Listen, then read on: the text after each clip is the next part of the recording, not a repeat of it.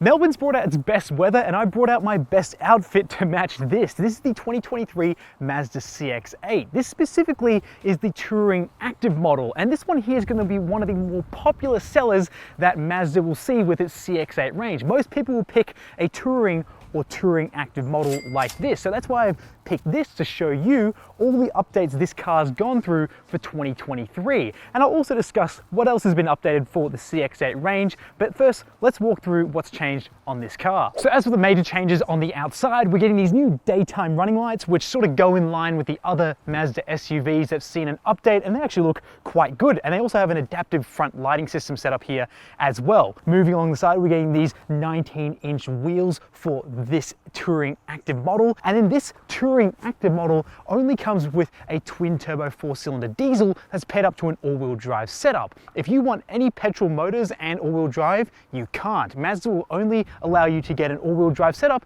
if you get the diesel motor, but you don't get the petrol choice if you go for this specific model here. This car also gets black mirror caps, as you can see here, which look a little bit more sporty. Now we have new taillights to complement the front lights. We've also got a new bumper, and we have a new color. Yes, can you guess what it is? Well, it's white, of course. It's rhodium white. This is meant to be a more premium white, but it just looks a little bit like every other white car until you get a bit up close, or the sun's shining on it just a bit differently from some other white colored cars. Now, I can't feel my fingers, so let's jump on the inside to check out those heated seats. So there haven't been any major changes to the interior here, mainly these seats on this Touring Active model. They've got this cloth insert that looks quite good. We now get this 10.25-inch screen, which is across every single CX-8 model, which is quite good. And we now have wireless Apple CarPlay and wireless Android Auto, which is feeling very modern. Now, what else is quite cool is that Mazda's gone through and made these seats far more ergonomic, so they should be better on your back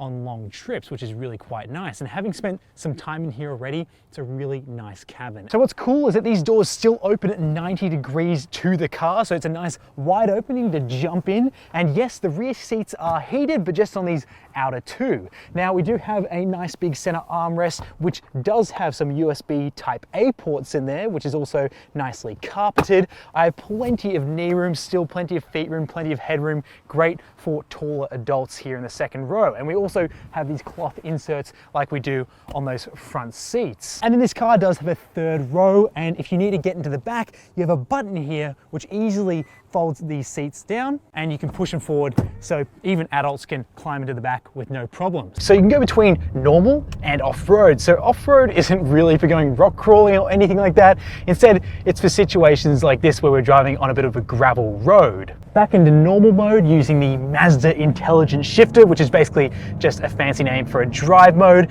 And here we go, accelerating. Now don't expect this thing to perform like a car would when you hear the word twin turbo. This is just your typical 4-cylinder diesel family car. The twin turbo is just there to give you a bit more of a linear power delivery. Like if I bring the brake down here now, which I will say, the braking is nice and flat in this car. You don't pitch forward all of a sudden, which I really like about Mazda's SUVs. Now we go to plant it, and we have a pretty nice linear power delivery. And so that's something I really like about this motor here. Now, the diesel motors get an upgraded accelerator force field. They sort of are meant to be a bit less lurchy, which is pretty nice. So you can sort of just feed the throttle on here and the power and the torque nice and smoothly. Now, the interior noise of this car has also been reduced just a little bit, so it's nice and quiet, and you're really not going to be disturbed by too much wind noise or road noise, which I can appreciate. Now, going through corners here, I do really like the CX-8 for how flat it handles relative to other 7-seat SUVs I've driven. I really think this is one of the better driving 7-seat SUVs you could buy, and Mazda does a really good job of fine-tuning everything in this car, from the accelerator, to the engine, to the drivetrain, to the gearbox, to the brakes, to make sure this thing doesn't pitch and roll like a typical car on stilts. So yes, taking this thing out for a quick drive, you automatically notice that this is just a very big, comfortable and easy to drive family car. There's nothing overly complicated here, and I like things like the heads-up display, the easy to read digital driver's display here as well. Even though it's partially digital, there's still some analog dials on either side. Everything's really easy to use and operate here. But if you're looking for any sort of performance thrills or any sort of surprises, there's nothing really here. It's all very predictable. It's just your typical 7-seat SUV 4-cylinder setup, and that's not a bad thing. Mazda does a really good job of keeping it all very refined,